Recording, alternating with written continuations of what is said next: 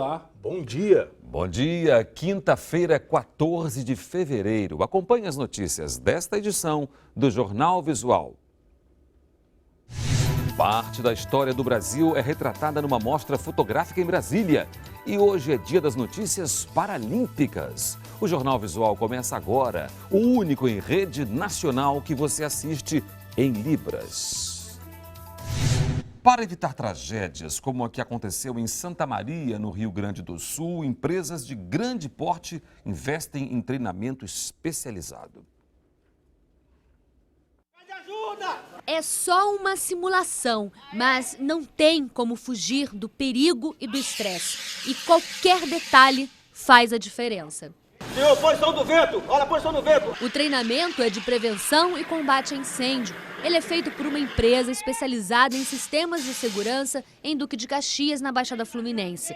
Aqui eles aprendem na prática como lidar com o fogo e a entender que para que não haja falha, tudo tem que ser bem executado. Vai apagar o fogo? Não tenha medo de chegar perto. Firmeza na mão. Vai tirar o lacre do extintor? Não pode fazer corpo mole. É jeito e força juntos. O aluno é submetido a várias situações de risco, como saber apagar o fogo em grandes proporções.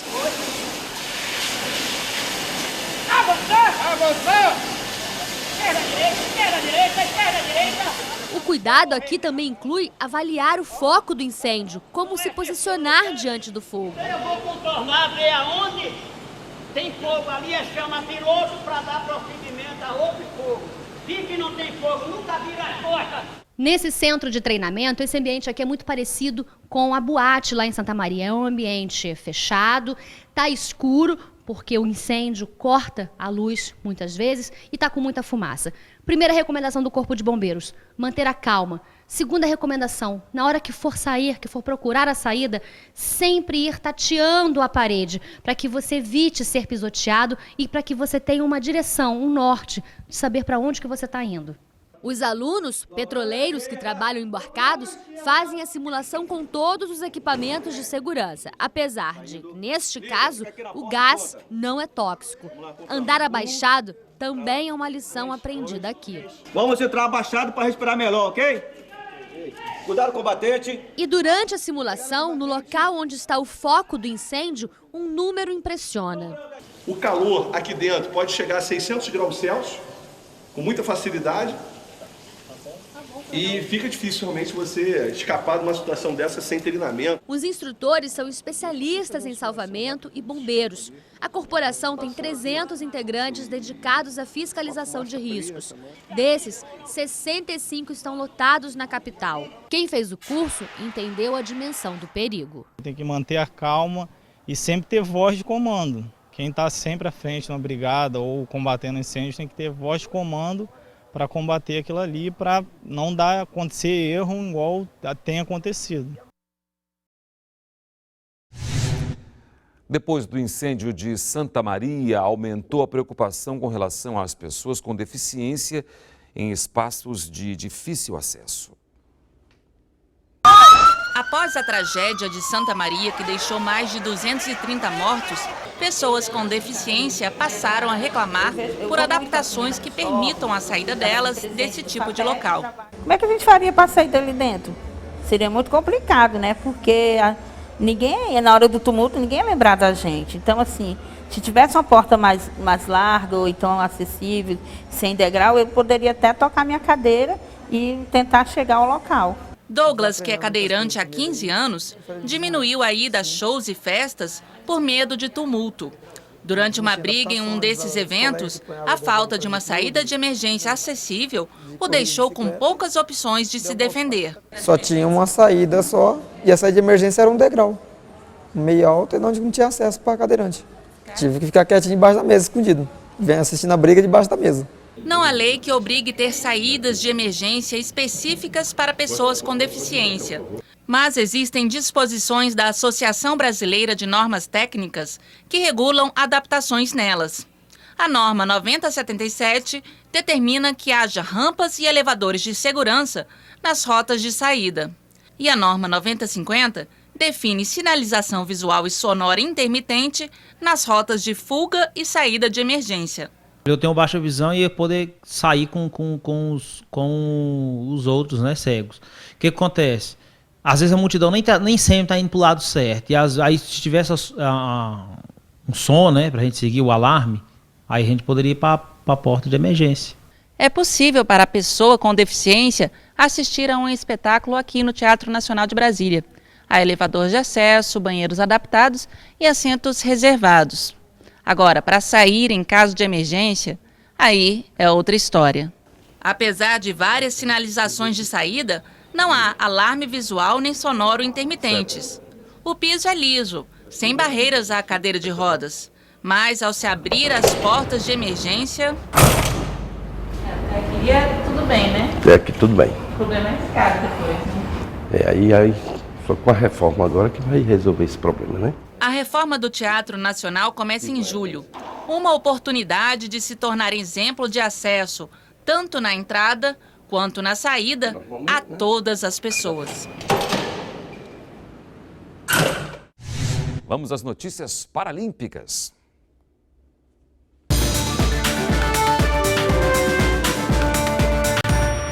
Olá, bom dia. O Comitê Paralímpico Internacional divulgou que para o ano de 2013 estão sendo organizados 6 Grand Prix de atletismo. De acordo com o calendário de eventos, o primeiro está programado para Dubai, nos Emirados Árabes, no dia 25 de março. Além de Pequim, na China, Grosseto, na Itália, Arizona, nos Estados Unidos, Berlim, na Alemanha e o Brasil, que também não vai ficar de fora. São Paulo deve sediar o evento em abril. E a notícia motivou os atletas brasileiros, inclusive o medalhista de ouro da Paralimpíada de Londres, Alain Fonteles, que conquistou os brasileiros e surpreendeu o mundo ao derrotar o sul-africano Oscar Pistorius, que era o favorito dos 200 metros. Até semana que vem com mais notícias paralímpicas.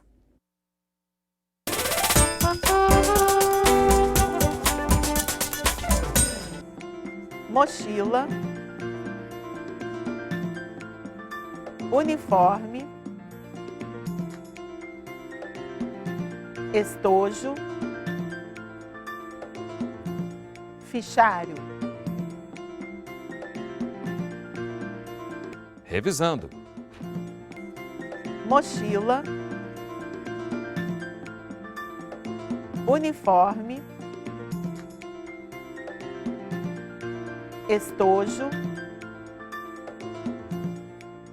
fichário. Uma mostra em Brasília apresenta imagens do fotógrafo da Casa Imperial Brasileira, Revert Klumb. Elas retratam parte da nossa história. O período do segundo reinado de Dom Pedro I, o progresso da indústria à época do Barão de Mauá e as transformações urbanas da capital do Império. Tudo isso é retratado na exposição do fotógrafo alemão Revert Klumb, que por mais de 20 anos foi o fotógrafo da Casa Imperial. Registros do século XIX, as obras dele ajudam a contar e a ilustrar uma parte da história do Brasil. A fotografia é muito interessante porque ela traz um suporte de informação que aquele textuário do livro de história não dá. A fotografia acaba sendo o suporte talvez mais interessante para a gente conseguir entender como era a sociedade, seja o modo de se vestir, o modo como as cidades ocupavam os espaços, como as pessoas se apropriavam desses espaços. A fotografia ainda era um artigo muito caro no século XIX. Por isso, o fotógrafo alemão usava uma técnica para diminuir os custos de suas obras. Além disso, foi um dos pioneiros no Brasil na arte de criar uma ilusão ótica nas fotos. E quando reproduzidas em aparelhos como este, simula o que hoje conhecemos como 3D. Além de fotos da corte e do cotidiano do Rio de Janeiro, a exposição traz imagens da flora carioca e da construção de Petrópolis, região preferida para o descanso do rei. Era uma oportunidade muito interessante e única de propor um projeto que reunisse pela primeira vez os acervos da Biblioteca Nacional e do Museu Imperial de Petrópolis e trazer à luz uma coleção que era única, que era singular e de um fotógrafo muito interessante, que mostrava um Brasil, um Rio de Janeiro e uma Petrópolis que ainda era muito desconhecida para a gente e que era uma oportunidade singular.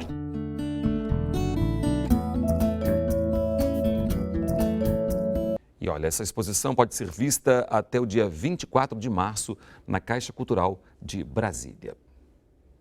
E o Jornal Visual está terminando. Obrigado pela companhia. Para você, um bom dia. Um bom dia e até amanhã.